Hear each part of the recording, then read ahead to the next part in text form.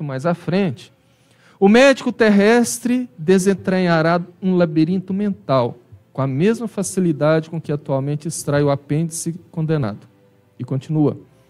O médico do porvir, para sanar as desarmonias do espírito, precisará mobilizar o remédio salutar da compreensão e do amor, retirando do próprio coração, sem mão que ajude, a palavra erudita morre no ar. Então, Paulinho, com base nessa introdução, onde nós tentamos fazer vários paralelos, desde as questões acadêmicas, quanto estatísticas que dão conta de aumento vertiginoso de problemas de ordem psíquica, mental, obviamente, o aumento do suicídio que vem alastrando e aumentando também de maneira muito assustadora, nós poderíamos, com base nisso, segundo o seu entendimento, afirmar que a medicina moderna, com base nessas questões das matérias optativas de medicina e espiritualidade, ela já caminha hoje para confirmar os postulados espíritas? Boa noite, Carvalho. Boa noite aos nossos web ouvintes. É um prazer estar aqui novamente. Olha, Carvalho, me assustou primeiro quando você disse que nós temos mais jovens ateus do que evangélicos. É estatística, pesquisa. É estatística, né? Inclusive, só te atalhando, o número de ateus vem crescendo mais do que o número de evangélicos, que segundo as próprias estatísticas, são a ala cristã que mais a denominação cristã que mais cresce no Brasil hoje. É verdade. Então, quando a gente diz que a medicina está caminhando lentamente, no sentido da espiritualidade, é lentamente mesmo. Eu acho que houve um retrocesso lá nos início do século XIX, um grande médico chamado Hahnemann, que inclusive tem um capítulo no Evangelho, ele criou o que ele chamava de verdadeira medicina, que é a homeopatia, né? Que nós sabemos que no mundo espiritual, no plano espiritual, é muito usada. E que é desacreditada por grande parte de médicos. Então criou-se naquele tempo, que era o século das luzes, uma disputa entre a medicina dita tradicional e a homeopatia. Lógico, a história nos conta que a homeopatia perdeu essa luta e foi relegada, né, ao plano de terapias alternativas. Sendo que, eu estou falando isso com certo conhecimento, eu fiz uma pós-graduação em homeopatia uns 15 anos atrás, não consegui concluir por problemas pessoais, mas eu conheço a homeopatia e sei que ela trata do perispírito. Então, é uma terapia que trata das energias e estabilizar as energias do perispírito. Então, é um caminho que a medicina se perdeu 100 anos atrás, quando ela optou por essa medicina que trata o corpo. Como você diz, trata as consequências, não as causas. Todos nós, enquanto espíritas, sabemos que nós somos um espírito, né, que tem um invólucro semimaterial chamado perispírito, que é quem adoece. O nosso corpo físico, né, que não sou eu sou um perispírito usando um corpo físico. Esse corpo físico ele vai ressentir, ele vai demonstrar as doenças da alma. Então não adianta eu tratar só o corpo. É lógico que existem situações, doenças infecciosas, traumas, né, que tem que tratar o corpo, não adianta. Mas a grande maioria dessa epidemia que vivemos hoje no mundo, de doenças mentais, como você disse aí, principalmente a depressão e o suicídio, é porque nós estamos esquecendo a alma. A medicina precisa voltar a trilhar esse caminho. Isso está acontecendo de uma forma lenta, a gente sabe que as coisas corretas vão acontecendo de uma forma muito lenta, muito devagar, mas a gente vai chegar lá. A natureza não dá salto, né, Paulinho? Agora, com base nisso aí que você falou, no trato diário com seus pacientes, na clínica, no consultório, já dá para notar hoje essa conexão alma-corpo em relação à saúde física ou mental? Eu acho que não. Porque, assim, no meu dia a dia, hoje, Carvalho, eu não clinico mais. Eu não atendo mais o paciente a consulta de clínica como eu fazia. Essa, inclusive, foi uma das razões que eu me afastei da clínica. Porque se eu não posso fazer a verdadeira medicina, que era a medicina a homeopatia, eu me senti fazendo a medicina errada e me afastei. Por uma questão de princípios. Eu acabei me trilhando um caminho, que é o caminho hoje eu faço só imagem, que eu me afastei mesmo dessa medicina, que eu sei que não resolve nada. Mas não deixa de estudar, né, Paulinho? Não deixa. Mas essa medicina que eu sei hoje, que é dita medicina tradicional, né, eu vejo hoje de uma forma muito diferente, por exemplo, a quantidade de medicamentos que a gente vê, de gente usando medicamento chamado tarja preta, né, controlar, uma coisa absurda. A gente isso não resolve nada. Né? E eu acabo sofrendo muito assim, a gente pede para mim receita, sabe? Como eu não atendo, tem um doutor me passou uma receita, faz uma receita disso para mim, faz isso daqui. Eu falo, olha, isso não resolve. Você vai criar dependência, esse medicamento não resolve o seu problema. É exatamente batendo um exemplo, você vai ver que as pessoas querem resolver o filho. Eu quero dormir, eu quero ficar calmo, mas por que eu não estou dormindo? Por que eu estou estressado? Por que eu estou ansioso? Tem alguma coisa errada e não é no corpo físico, não é o medicamento que vai resolver. Então, essa medicina tradicional me desiludiu e eu me afastei dela. Na verdade, o medicamento cala o sintoma, mas não cala a causa que está na alma. Então, a gente às vezes vê as pessoas comentarem, é muito comum hoje, quando você vê uma coisa muito... aconteceu já está aí nessa semana, casos tristes de morte entre familiares, né? Um filho que matou um pai, uma esposa que matou um marido. Todo mundo fala assim, a primeira coisa que as pessoas falam na mídia, nossa, isso é falta de Deus. E é verdade. Né? Nós temos que voltar para o nosso eu, está faltando isso, as pessoas se aproximarem do Criador. Né? E na medicina não é diferente. Né? Existe um colega no Rio de Janeiro, o doutor Paulo César, já viu os livros dele? Sim, já vi. São fantásticos os livros dele. E ele é um cara que é um cirurgião geral e acabou, só que ele lida numa área de materialização, né? Tratam os pacientes com o espírito materializado. Mas assim, você vê que ele é um médico que acabou entendendo isso. A medicina não é essa medicina de eu achar um sintoma e dar um remédio para tirar aquele sintoma. Eu preciso pensar um pouco mais. Quando eu clinicava, eu acredito, pelo menos eu penso assim, eu tinha um sucesso relativo, que eu conversava muito, eu tentava entrar muito assim, na vida pessoal do paciente, para tentar entender o que estava acontecendo. Não é só o remédio. Tem esse lado humano também. Né? Essa turma que está... nova geração que está entrando de médicos aí, a gente espera e torce que as escolas médicas realmente trilhem nesse caminho e comecem a pensar. Né? Alguns hospitais trabalhando com passe magnético, os hospitais estão trabalhando com sessões já de terapia, uma série de coisas levando para esse lado da espiritualidade, que a gente sabe que vai melhorar muito. Mas eu acho que nossa geração não vai viver isso, né, Carvalho? Ou às vezes sim, né? E segundo a Organização Mundial de Saúde, Paulinho, aproximadamente 1 a cada 5 pessoas, portanto, seria 20% das pessoas adoecidas, atendidas em consultórios profissionais, médicos, apresentam um ou mais tipos de transtornos de ordem emocional ou comportamental. Isso quer dizer o quê? Que, fatalmente, todas as famílias já têm ou terá em breves tempos, pelo menos uma pessoa, um componente da família, com algum desse tipo de transtorno. Você acha que, sendo a família uma das primeiras instituições atingidas por esses transtornos, obviamente, no seu entendimento, a família teria um papel importante nesse amparo, nessa proteção, nesse envolvimento com a pessoa, a fim de segurar nessa hora da dor? Extremamente importante. Eu acho que isso como você acabou de dizer, estatístico, né? Jovens oriundos de famílias desestruturadas tendem a ser adultos desestruturados. Ainda hoje eu recebi um trabalho publicado no JAMA, Journal of American Medicine, onde eles fizeram um estudo retrospectivo, 23 mil jovens e adolescentes sobre o uso da cannabis. Né? A conclusão que eles chegaram é que houve um acréscimo de 37% no aumento de depressão nesses jovens enquanto ficaram adultos, que é um estudo retrospectivo. Houve um aumento de 50% dos jovens que usavam cannabis, daqueles que não usaram, em ideação suicida.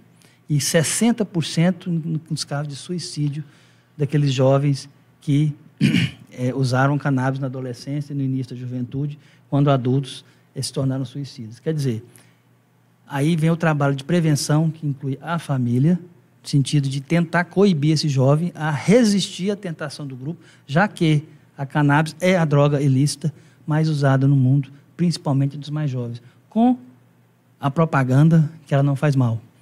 E aí a gente chega num ponto que eu considero bastante crítico, porque quando nós consideramos que a família poderia ser, e deveria ser a base, o pilar principal para sustentar este tipo de problema de ordem mental, e nós vemos em paralelo um aumento vertiginoso do alcoolismo na sociedade.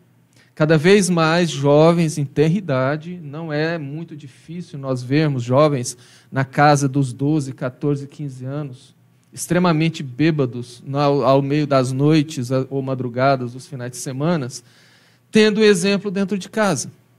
No churrasquinho, no drink do final da tarde, naquela cervejinha que o pai olha e fala: meu filho, isso aqui eu posso fazer porque eu sou adulto, você não, porque é uma criança. Na verdade, dando aquele recado: quando você crescer, você pode fazer. Se 18 anos, você pode fazer.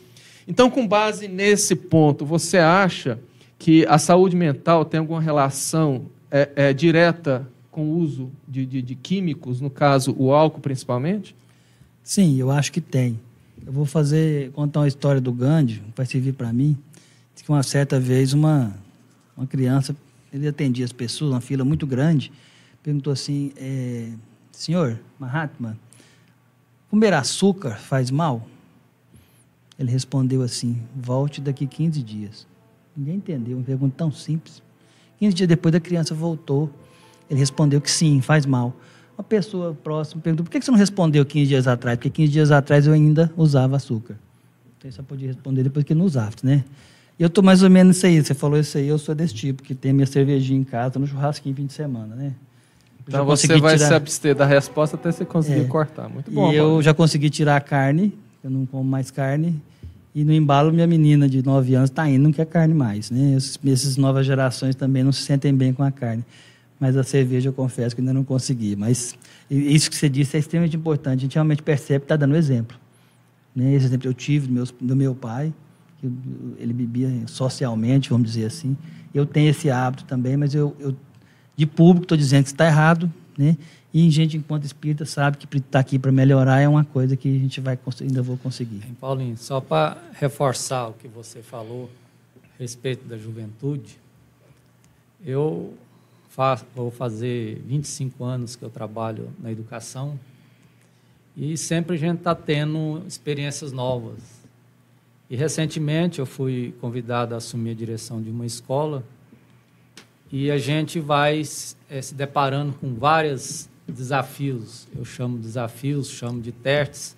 Inclusive, o papai mesmo nos orientava assim: meu filho, a gente não tem problemas. Nós temos testes, nós temos desafios a vencer. E já deu para mim ter um diagnóstico dos nossos alunos. E eu te falo com toda certeza, todos aqueles alunos que nós já identificamos que têm problemas dentro da escola com indisciplina, por falta de respeito com o próximo, com o próprio coleguinha, com os nossos colegas de serviço, todos eles têm problemas estruturais dentro de casa. Todos eles. Aqueles que os pais não são separados, alguns vivem com os avós, outros vivem, às vezes, só com o pai ou só com a mãe, outros vivem com os dois, mas ou o pai ou a mãe envolvido com o álcool ou com qualquer outro tipo de drogas. Todos eles. Eu já tenho um levantamento de todos aqueles alunos com problema de indisciplina. Todos eles têm algum problema. Daí vem a importância do lar, da família. Com certeza. É o que dá a base para a criança, né? Agora, se você vê uma criança crescer num lar desestruturado, a probabilidade dessa criança se tornar um adulto problema é muito grande. Os exemplos que ele está vivendo dentro de casa são, entre aspas, os mais diversos, voltados para o lado da negatividade. Mas aí cai justamente no que o Paulinho falou, fazendo meia-culpa na questão do álcool. O exemplo é fundamental. Com certeza, com certeza. A única maneira de se ensinar é através do exemplo. E nós vemos, Paulinho, e você também, porque participa de reuniões mediúnicas, um desfile constante de muita dor, onde entidades manifestam através das reuniões mediúnicas, os seus enfrentamentos de consequências da última romagem terrestre, ou melhor, da sua última reencarnação, onde fizeram as escolhas que bem quiseram.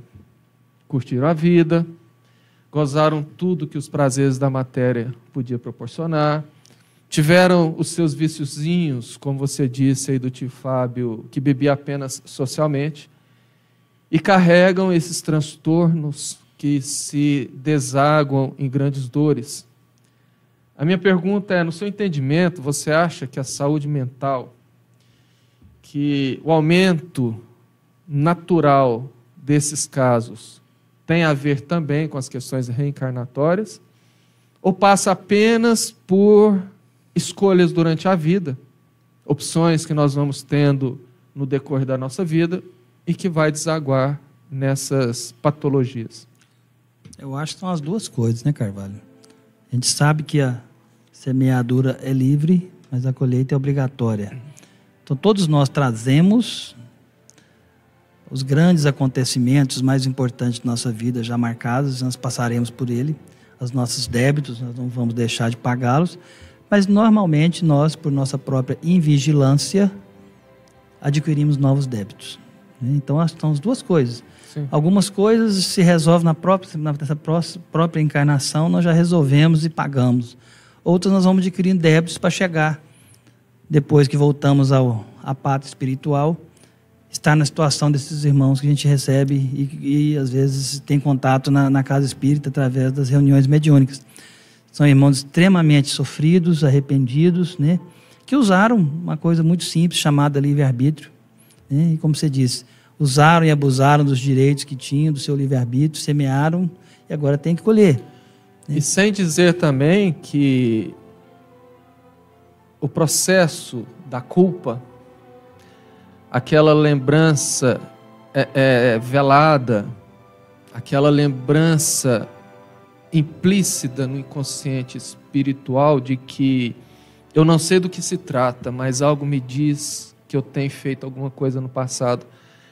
Essa culpa aí, principalmente nos dias de hoje, em relação às crises de ansiedade, mais precisamente, tem trazido, obviamente, um aumento muito grande desses casos, né? Nós vamos agora, então, para o nosso intervalo comercial e nós retornamos em 5 minutos, no máximo, onde nós faremos a segunda parte, que é atender as perguntas dos nossos ouvintes. Se você puder ficar, vai ser muito bom.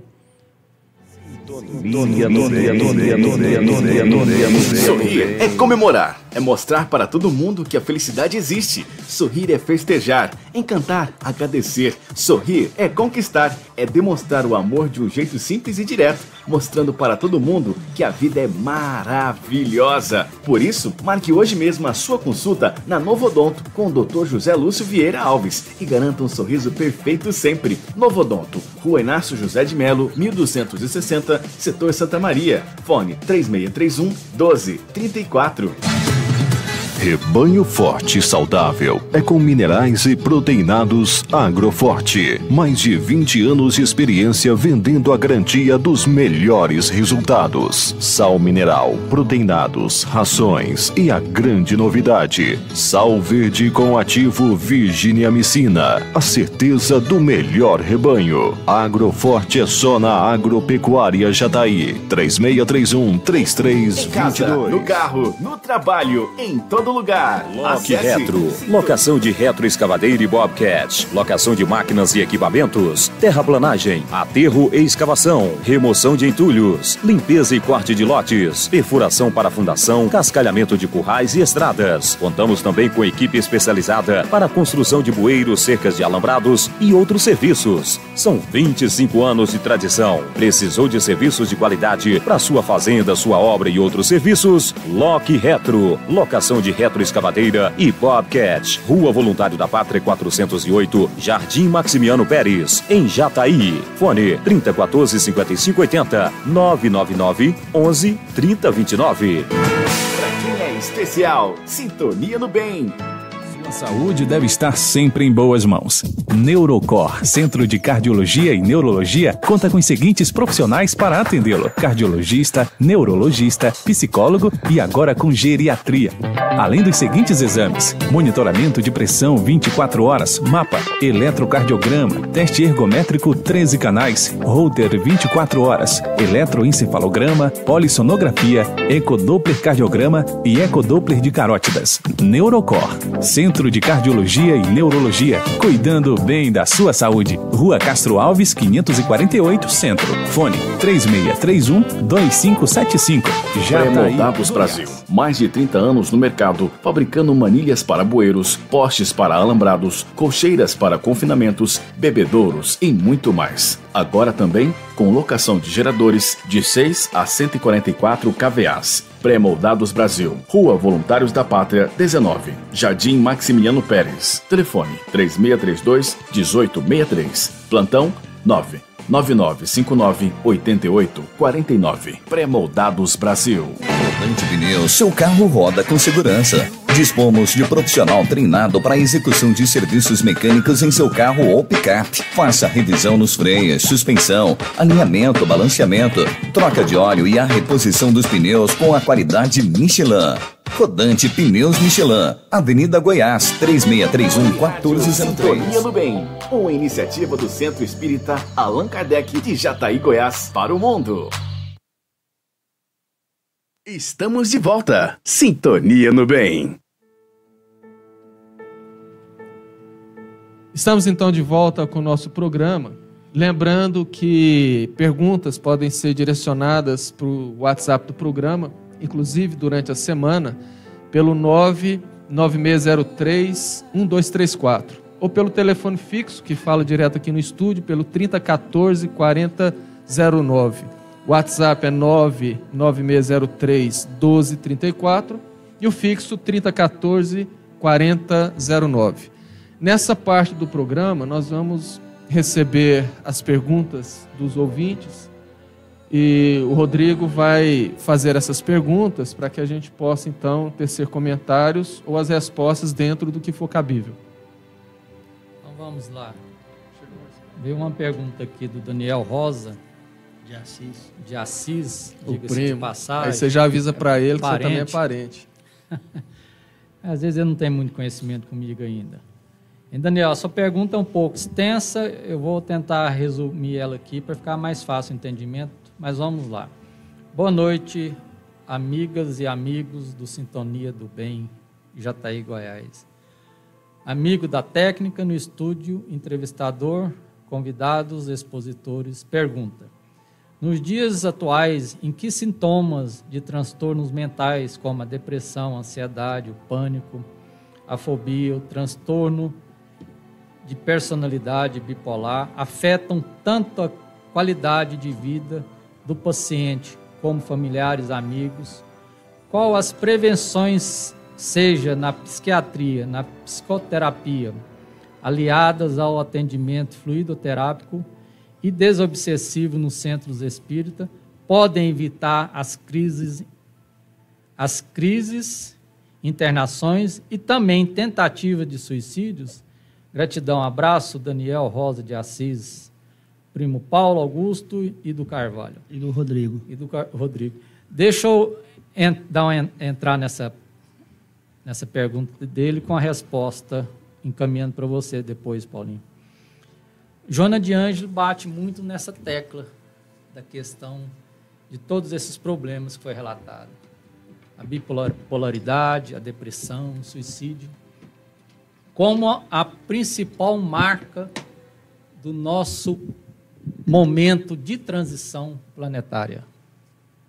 Inclusive, eu particularmente, eu coloquei como meta que eu quero ler e estudar toda a série psicológica da Joana de Ângelo.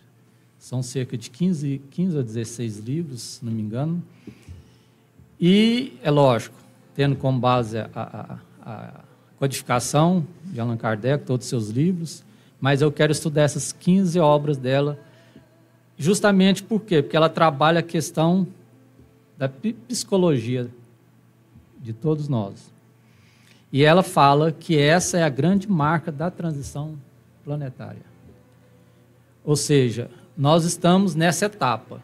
Precisamos nos ater principalmente com a questão do suicídio e da depressão que as pessoas estão enfrentando. E coloco que o problema base é a falta da espiritualidade, que as pessoas hoje não têm, e que muitos têm a oportunidade de buscar o conhecimento e estão não buscando esse conhecimento, que vai, sem dúvida nenhuma, trazer para eles uma condição de ver a vida de um outro ângulo. Por quê? Porque nós estamos vivendo um momento muito materialista. As pessoas estão vendo o mundo só aqui. Eles não procuram ver a vida após o nosso desencarne. Eles não procuram buscar a Deus como Pai. Eles não procuram buscar Jesus como nosso irmão maior, como nosso exemplo. Muitos que a gente conversa, eles têm o seguinte: é Deus lá, Jesus lá e nós aqui. E nós sabemos que não é assim. Nós sabemos que não é dessa forma. Ou seja, nós precisamos muito trabalhar a espiritualidade. E nós, espíritas, nós temos uma responsabilidade muito grande nas mãos, que é a questão da doutrina espírita. Nós precisamos divulgar o máximo possível a doutrina espírita. O pouco conhecimento que nós temos precisa ser divulgado, porque as pessoas precisam ter essa mesma oportunidade. Então, está dada a você a pergunta. Eu quis só dar essa pincelada, porque a Joana de Anjos trabalha muito essa questão que o Daniel se embasou a pergunta dele. Tá, em primeiro lugar, um abraço ao Daniel, meu querido primo. Daniel, eu acho que a sua pergunta, você perguntou e trouxe as respostas. Nós temos que somar as várias terapias, as várias formas terapêuticas existentes hoje. Aí passa pelo apoio familiar, a gente passa por medicamento, a gente passa pela fluidoterapia, pelo passe, pela água fluida. Todas essas formas juntas vão atenuar o sofrimento dessa pessoa que está enferma mentalmente. Mas, como o Rodrigo disse, nós vivemos um tempo onde realmente nos falta, até a nós mesmos que nos chamamos de espíritas, né? Essa noção que a vida não é essa vida física que eu estou vivendo hoje. Então, essa ideia, esse materialismo que nós temos, nos dá essa falta de perspectiva. A pessoa que não tem essa perspectiva do futuro, que a vida não é só essa. Ai, meu Deus, eu vou morrer. O que tem? A morte não é essa coisa tão ruim, não. Eu não tenho as coisas, eu não tenho o que eu quero, eu não sou o que eu quero ser. Então, esse sofrimento que a pessoa se inflige, né, a ela mesma, no sentido, eu não tenho o que eu quero ter, eu não tenho as coisas, eu não tenho os bens materiais, eu não tenho o carro que eu queria ter, a casa que eu devia ter, eu não tenho a vida que eu queria ter. E essa limitação, né, minha vida vai acabar e eu não fiz nada. Essa é exatamente a ideia do nosso materialismo, que eu acho que leva tantas pessoas a sofrerem, né, a entrar nessa linha de pensamento de ideação suicida, da depressão, que são hoje os males do século, como nós sabemos, né? Mas o Daniel já respondeu, a gente tem que somar todos esses tratamentos aí. A pergunta dele já foi a resposta, ele né? Perguntou e respondeu. O Daniel é um grande conhecedor da doutrina e dos tratamentos psiquiátricos também. Paulinho, tem outra pergunta aqui da Natália de Souza, de Mineiros. Pergunta: minha cidade tem um alto índice de suicídio que atinge um grande número de jovens e adolescentes.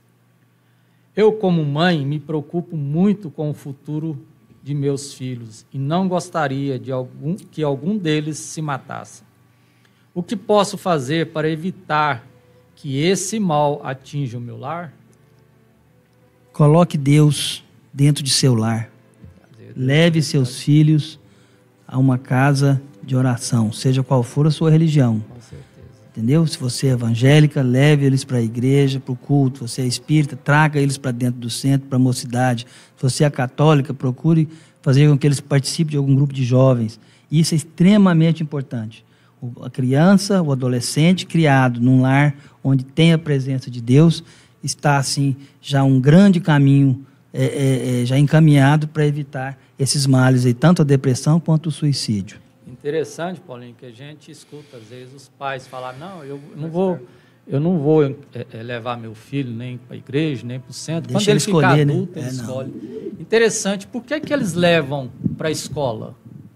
É para quê? Para aprender, não é?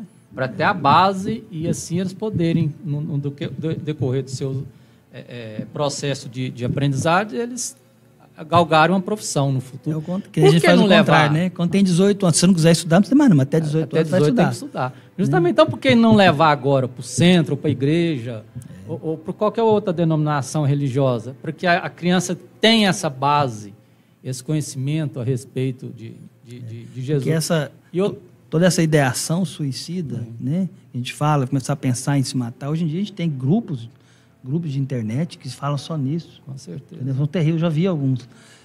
Então, tudo isso, esse jovem está faltando Deus, porque esse jovem está vivendo um mundo materialista. Com certeza. Ele só vê o mundo à frente dele, o ter. Eu preciso ter, eu não preciso ser. Eu tenho que ter. Como eu não posso ter, né, eu vou ter de outras formas, então minha vida acabou. Se eu não tiver o melhor celular, se eu não tiver o melhor tênis, se eu não tiver a melhor escola, então minha vida acabou, né? Então, essa ideia materialista, né, a gente tem que combater desde cedo, dentro de casa, e respondendo aí para é Natália, que é o nome, né? Natália. Para Natália, é isso, a gente colocar Deus dentro Natália de casa. Souza, de Mineiros. Obrigado pela pergunta, Natália. A questão de colocar Deus em casa, você foi feliz, e nós precisamos de destacar a questão do culto no lar. Entende? E o culto no lar não é a prerrogativa da doutrina espírita, não. Os católicos têm o hábito de fazerem o trabalho deles de oração dentro de casa. Os evangélicos também têm. Eu acho que precisa muito bater nessa tecla. Em vez da gente só buscar Jesus, só buscar Deus lá nos templos de pedras, como Jesus disse há mais de 2000 anos, vamos trazê-los para dentro de casa. E qual que é a forma de trazê-los para dentro de casa? Através do culto no lar. Entendendo? É verdade. E a gente vai envolvendo as crianças, dá um momento para eles fazer a leitura, fazer a oração, tem que fazer um comentário daquela leitura que foi feita. E não precisa ser um tempo muito longo, não. Um dia na semana, um determinado horário estabelecido, 15, 20, 30 minutos é o suficiente. Vocês vão ver se esses problemas que assolam a nossa sociedade não melhoram. Melhoraria, com certeza. Vamos mandar um abraço rapidamente para o pessoal que está acompanhando, a Maria Andréia Portela Ribeiro, nosso amigo Sam e sua esposa Lília Kelly e o André Luiz Gonçalves. Vamos pedir para ser mais resumido nas perguntas, nas respostas, porque o nosso tempo está expirando. E rádio, infelizmente, a gente tem que cumprir. Paulinho, Patrícia Marques, de Jataí. O que é saúde mental? A mente adoece como o corpo? Pergunta difícil, hein, Patrícia? Serve para o Carvalho também, ele pode responder. Então, na realidade, o Paulinho, só te atalhando, quando o pessoal fala sobre saúde mental, nós sabemos que há um bom tempo esse termo não é usado mais na área médica. Ele é usado didaticamente nas discussões porque chegou à conclusão que a mente não adoece, porque a mente não é um órgão. Ela não tem marcadores biológicos que você que trabalha com exame de imagem, você sabe, se eu tiver um problema no meu joelho, você vai lá e consegue registrar através da tomografia. Se tem um problema intestinal ou renal, o ultrassom pode identificar, a mente não. Então, por isso que se passou a adotar o termo transtornos mentais. Então, a diferença é que o corpo físico adoece, por isso que a gente usa o termo de saúde física. Mas o correto, no caso da mente, seria transtornos mentais. A gente entende assim, quando fala transtorno mental, é o espírito que está doente, né? É o nosso componente espiritual. Que é a sede da mente, né? Que é a sede da mente, que vai, consequentemente, refletir na minha saúde física. Nos anos 90, inventaram um remédio, foi chamado na época aí da pílula da felicidade, né? Que era o Prozac. Hoje já quase não usa mais, mas ainda tem um certo uso. Que tirou centenas de milhares de pessoas das crises depressivas. Por quê? A gente sabe que o nosso cérebro ele tem neurotransmissores, são substâncias que conectam uma célula cerebral na outra. Então descobriram que um determinado neurotransmissor estava em pouca quantidade, esse medicamento aumentava o neurotransmissor e melhorava o humor. Então, achou-se, resolvemos o problema da depressão. O Prozac hoje tem o nome comercial dele é a fluoxetina, né? Hoje em dia a gente usa menos, mas não é um medicamento bom. Mas assim, como a gente falou, resolve o quê? Você cria uma dependência, a pessoa fica ali, melhora o humor por 2 meses, 3 meses, depois volta tudo ao normal. Porque eu tratei o corpo. Eu aumentei a produção de neurotransmissor, que é só uma consequência do funcionamento cerebral. A alma continua doente. Com certeza. Né? Então, assim, a gente tem que separar isso. Eu posso tratar o corpo com medicamento? Posso tratar uma gastrite, posso tratar uma artrite, posso tratar uma rinite, mas eu não posso tratar a alma. Né? Isso aí é uma situação completamente diferente. O remédio ajuda, o remédio tira de uma crise grave, mas depois tem que ter outros componentes. O Carvalho está se retirando agora dos estúdios, porque ele tem um outro compromisso a partir das 19 horas lá no albergue, num trabalho mediúnico. E nós damos continuidade aqui. Vai até as 19. Até 19. Hein, Paulinho, eu vejo o seguinte, nós precisamos muito, realmente, trabalhar a questão da espiritualidade. Eu não tenho dúvida que o que vai amenizar as dores que assolam a sociedade, as famílias, é trabalhar, é levar Deus, levar Jesus para dentro de casa. Nós estamos vivendo um momento muito materialista, entendeu? E a própria Joana de Ângeles, o Chico Xavier, Emmanuel através de Chico Xavier, eles vêm batendo muito nessa tecla de que esses são sintomas da transição planetária.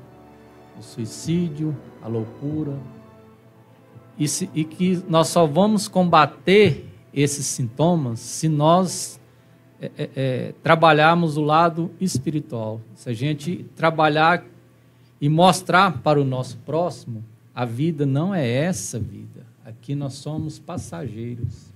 Nós estamos de passagem, nós estamos aqui para cumprir uma meta, resgatar compromissos nossos do passado e programado por nós mesmos durante o nosso processo de elaboração reencarnatório, e que a nossa principal vida é a vida espiritual. Nós precisamos de ver a nossa vida como a vida espiritual, não como a vida somente material. Por isso do grande número de suicídio. Você mesmo relatou, a pessoa não alcança o êxito que ele queria alcançar na vida profissional, traz problema psicológico para ele, entra na depressão.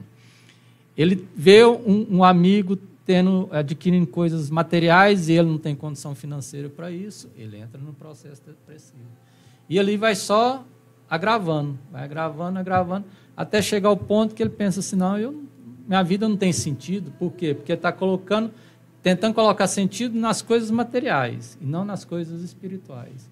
Como as coisas materiais ele não consegue adquirir, ele acha que a vida dele não tem sentido. Ele vai e interrompe a vida dele achando que resolve aquilo ali. E a hora que, sem dúvida nenhuma, ele se depara no plano espiritual, que ele viu que ele só matou o corpo e não matou o espírito, porque o espírito não morre, vem um desespero e vem a dor em função do verdade. Suicídio. Então, como você disse, nós estamos vivendo esse momento de transição planetária. A gente sempre cita um exemplo, você não consegue fazer uma faxina na sua casa sem virar tudo de perna para o ar, colocar as cadeiras em cima da mesa, né? Arrastar móvel para cá, móvel para lá, tirar tapete. Nós estamos nessa fase, nossa terra está bagunçada. Algumas pessoas chegam e falam, não tem jeito, está tudo perdido. Não está, gente. Está tudo no comando.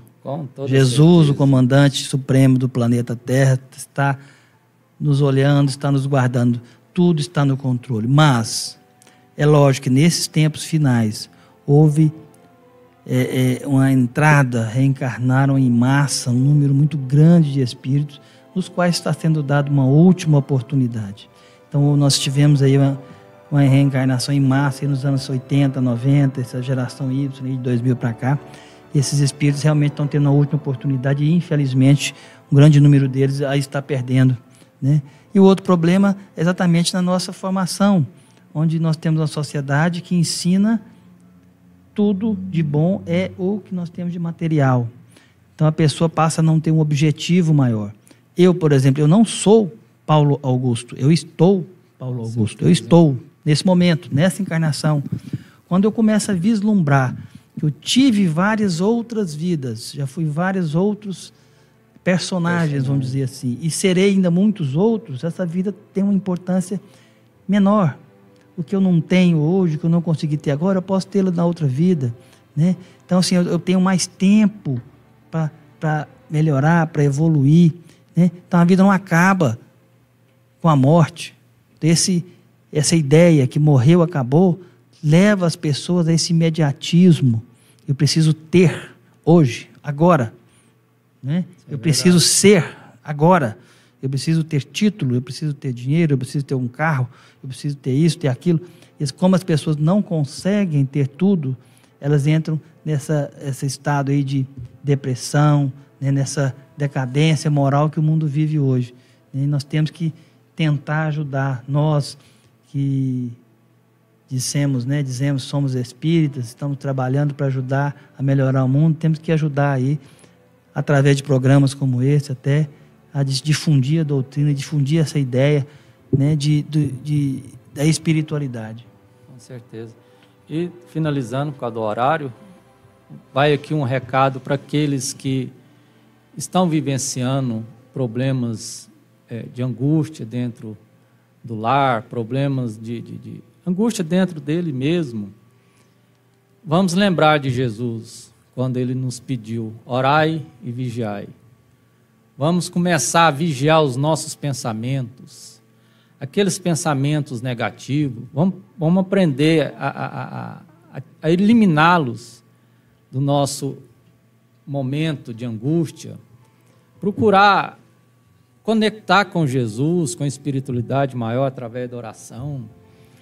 Eu sempre falo, o momento de oração, ele não tem que ter um local e um horário pré-estabelecido para a gente entrar em contato com a espiritualidade, com Jesus. Não, é a todo momento. Se você está passando por um momento de angústia, vamos dialogar com Jesus através da oração, através do pensamento. Gente, a oração é um mecanismo que Deus colocou para nós encarnados, seres, e os espíritos desencarnados também. É aquele momento de contato direto com o Pai. Você não precisa marcar horário para conversar com Deus. Você não precisa ter local estabelecido para você conversar com Jesus. É aquele momento seu de angústia, de preocupação, de dúvida. É esse que é o momento certo de você conversar com o Pai. Você não tem, não, eu vou final de semana na igreja ou no centro espírita, não. Se eu estou passando problema agora, angústia agora, vamos dialogar com ele. Vamos selecionar os nossos pensamentos, as nossas angústias. Nós temos que tratar dessa forma no primeiro momento. E aos poucos a gente procurando, através do trabalho, da dedicação ao próximo, de ajudar aqueles que necessitam mais do que a gente se fortalecendo. Porque senão, se a gente continuar com essa vida materialista que nós estamos levando, a tendência é essa mesmo, é o aumento do suicídio, o aumento da depressão, porque nós estamos vendo só hoje. Vamos mandar um grande abraço aqui para Neuza Lima, Ana Cândida Silva, Neura Lima, Ana Cândida Silva, Vilmar Filho. Isso, eu quero aproveitar, abraço, Mar. Como vocês sabem que eu sou pai de muitos filhos, mandar um abraço para meus filhos. Você é a Fabiana, acabou de mandar uma mensagem para mim aqui, que está em Goiânia nos ouvindo. Beleza. A gente vê interessante como é o grande alcance da web rádio, né? As pessoas. Eu tenho um filho que está em Florianópolis, também já mandou mensagem, está ouvindo. Tem um que está em Santa Catarina também, no interior de Santa Catarina, disse que está aqui, que está ouvindo. Em Goiânia. Minha família que está aqui já está aí. Então, todos ouvindo. É interessante a gente ver assim que o alcance da web rádio é uma coisa incrível. Temos pessoas em outros países nos ouvindo, né?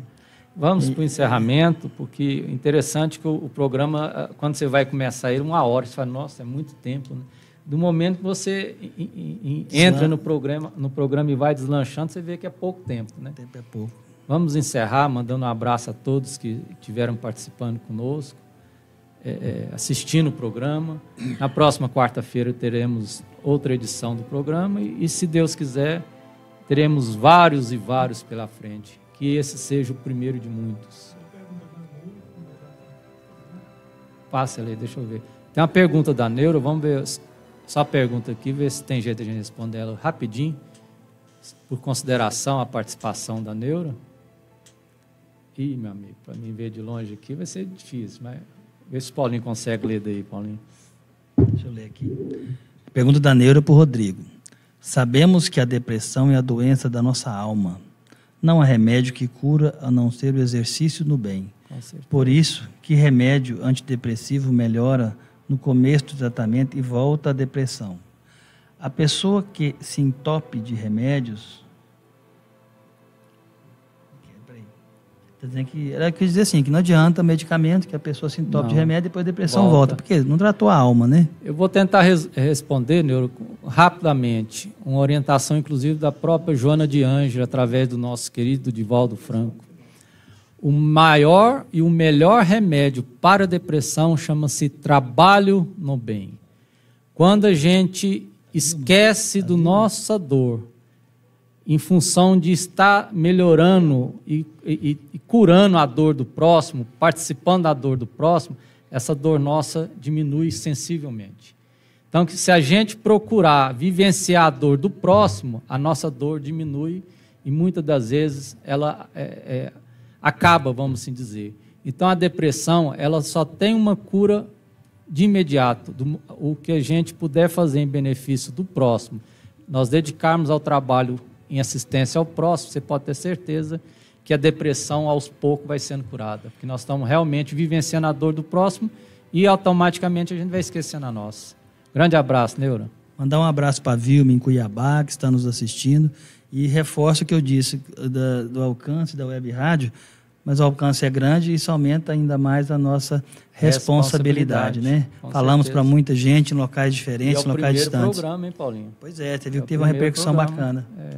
Muito obrigado pela consideração, né, e a credibilidade da rádio, com toda certeza. Um grande abraço a todos, que Deus nos abençoe hoje e sempre. Sintonia no